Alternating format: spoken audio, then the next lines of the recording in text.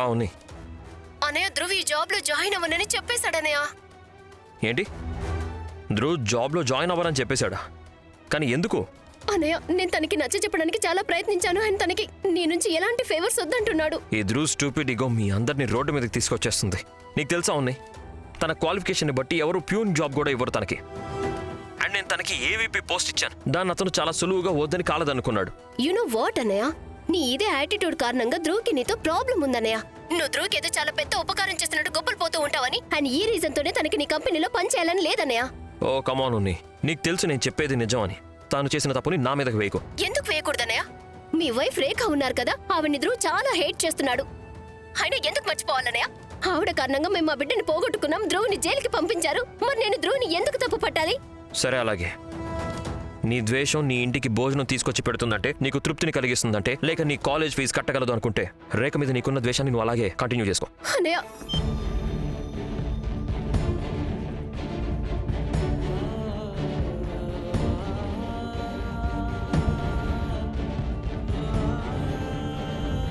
నాకు చాలా హ్యాపీగా ఉంది నువ్వు నా వైపు నిలబడ్డావు మీ అన్నయ్యకి ఎదురుగా.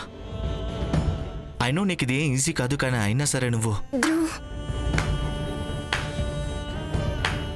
వావ్, ఈ ఇంట్లో ఉండే ఎవరికీ కూడా ఈజీగా ఏం ఉండదు లేదు. కానీ నా ముందు ఆదర్శవంతమైన గొప్ప హస్బెండ్ వైఫ్ ల జంటున్నారు చూడు, దీనివల్ల పెద్ద తేడా ఏం ఉండదులే. నిజంగానే మీ ఇద్దరి ప్రేమ చూసి నా కళ్ళల్లో అంటే ఆనంద బాష్పాలు వచ్చేస్తున్నాయి. అంటే కొన్ని రోజుల్లో ఇంట్లో తినడానికి కూడా తిండి ఉండదు చూడు, ఆ తర్వాత గ్యాస్, కరెంట్, నీళ్లు అన్ని కట్ చేసేస్తారు. కానీ మనం మాత్రం మీ ప్రేమ ఉంది కదా, ఆ తిని పడుకుందాం. స్మిత అలాంటిది ఉండదు. నేను ఏంటి? నువ్వేం చేస్తావు ధ్రువ్? నీ దగ్గర ఉద్యోగం కూడా లేదు, అండ్ ఇప్పట్లో దొరకదు కూడా. ఎందుకంటే ఏ ఉద్యోగం అయితే నడుచుకుంటూ వచ్చిందో దాన్ని నువ్వు తరిమేశావు.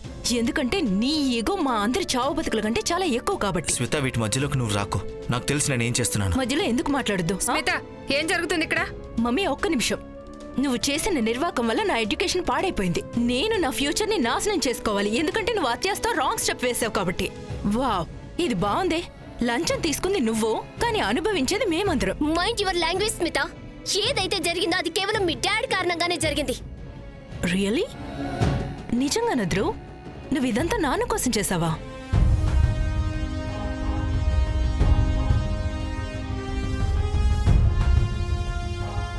లేదు, తను ఇదంతా నీ కోసం చేశాడు. నీ ఖరీదైన కోరికలన్నీ తీర్చడానికి చేశాడు. నీ కాస్ట్లీ క్రీమ్స్ ఉన్నాయి చూడు, వాటి ప్రైస్ లెవెల్స్ నేను చూశాను ఉన్నతి. ఒకవేళ నాన్న లోనే తీర్చాలనుకుంటే ఒక్కసారి లంచం తీసుకుని క్లోజ్ చేసేయచ్చు కదా. అంతెక్కువ లంచం ఎందుకు తీసుకున్నావు? ఇవన్నీ కూడా నువ్వు చెప్పే వంకలంతే, మొత్తం ఫ్యామిలీ సింపతి దక్కించుకోవడానికి, నిన్ను నేరస్తుడిగా కాకుండా విక్టిమ్లా ప్రూవ్ చేసుకోవడానికి. స్మిత, చూడమ్మా స్మిత, నాకు తెలుసు నీకు మా అందరి మీద కోపంగా ఉంది, ఎందుకంటే మేము నీ కాలేజ్ ఫీజుని కట్టలేకపోతున్నాం. కానీ ఇదేం పద్ధతి నీ అన్న వదినలతో మాట్లాడడానికి? చూడు, మేమందరం కలిసి ప్రయత్నిస్తున్నాము పరిష్కారం వెతకడానికి, కానీ నువ్వు ఈ విధంగా మాట్లాడినంత మాత్రాన పరిస్థితులేం మారిపోవమ్మా. నేనేం తప్పు చేశాను పెద్దమ్మా? నేనేం తప్పుగా మాట్లాడాను? ఒకవేళ నాది తప్పై ఉండి నా కెరీర్ పాడైపోయి ఉంటే నేను అర్థం చేసుకునేదాన్ని. కానీ తను చేసిన తప్పు వల్ల మన కుటుంబం మొత్తం సఫర్ అవుతుంది. తను చేసిన దానికి నేను శిక్ష అనుభవిస్తున్నాను పెద్దమ్మా. అండ్ ఇక రేఖ విషయానికొస్తే, తను మంచి చెడులో ప్రతి టైంలో మన కోసం నిలబడింది. మనం తనని కూడా పోగొట్టుకున్నాం. ఎవరి కారణంగా? మన ఈ గొప్ప కపుల్ కారణంగా. స్మిత, ఇంకా చాలు, నోరు మూసేయ్. మమ్మీ, నోరుమై. స్మిత, ఈ అమ్మాయి అసలు అక్క, తన తరపున నేను నీకు క్షమాపణ చెప్తున్నాను. అదేంటో తెలీదు, ఈ మధ్య మనందరితో చాలా వింతగా ప్రవర్తిస్తోంది. ఏం పర్వాలేదు సుమా, ఏం పర్వాలేదు. కానీ మీకు ఒక్క విషయం చెప్పనా అక్క, తప్పుగా అనుకోవద్దు. తన మాట కటువుగా ఉండుండొచ్చు, మాట్లాడిన పద్ధతి కూడా చాలా తప్పు. కానీ తను ఏదైతే అందో అదైతే తప్పు కదక్కా. సుమా,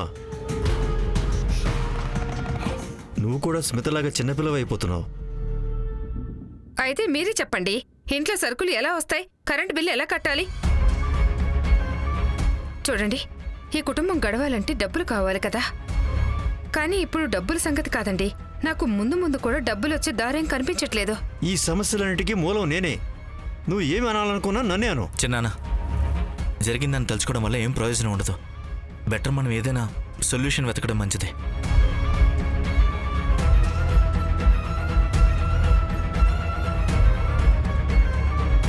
ఏంటి? నర్మదా 3 అంతస్తుల పైనుండి పడిన తర్వాత కూడా రక్తంతో సాక్ష్యం రాసి పెట్టిందా? అయ్యో, ఏంటి ఆ నెంబర్? నాకేం తెలుసు, ఆయన నాకు తెలుసుకోవాలని కూడా లేదు. నువ్వు ఒకందుకు సంతోషించు. రేఖను చూడ్డానికి ముందే నేను అది చూసేశాను. చకచక వెంటనే నేను ఆ నెంబర్ని శుభ్రం చేసేశాను. కానీ అమ్మ, నీకంత నమ్మకం ఎందుకు? రేఖ నీకంటే ముందు సాక్ష్యాన్ని చూడలేదని. అంటే తను నిన్ను ఫ్లోర్ మీద రక్తం తుడుస్తుంటే ఆపిందంటే దాని అర్థం ఇదే అయి ఉండొచ్చు కదా? లేదు, నువ్వు మరీ ఎక్కువ బుర్ర వాడుకో. చూడు, రేఖ తెలివైన నక్కే అయ్యుండొచ్చు, కానీ దానికంటే కూడా ఒక ఆదర్శవంతమైన కోడలు. నేను అలా పనిచేస్తూ ఉంటే తను చూడలేకపోయింది, పాపం పెద్దావిడ ఇంత శుభ్రం చేస్తోంది అని. అందుకే తనను ఆపుంటుంది. రేఖకి ఏం తెలీదు.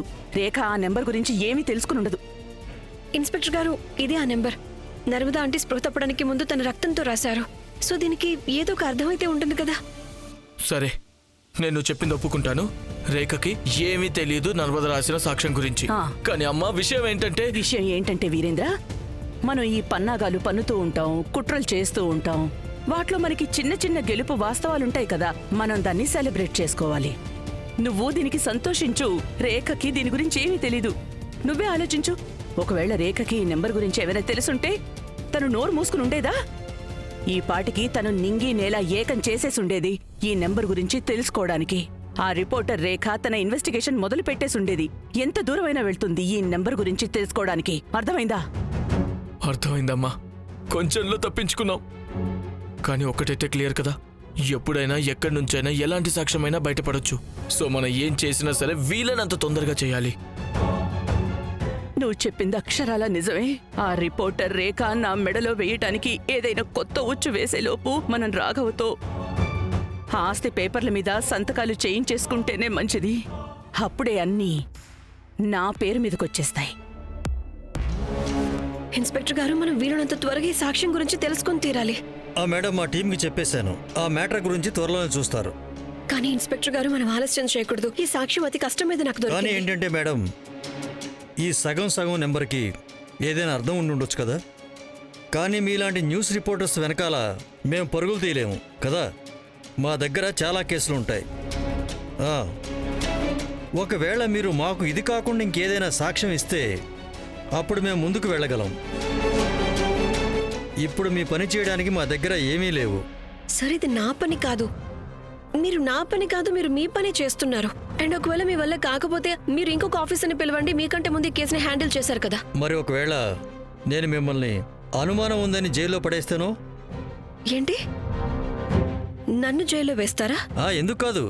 ఎంతైనా మీరు మిస్సెస్ నర్మదా గారి కోడలు. పైగా ఈ రోజుల్లో డొమెస్టిక్ వైలెన్స్ కేసులో ఎక్కువగా అత్తో కోడలో వీళ్లలో ఒకరు నేరస్తులుంటున్నారు.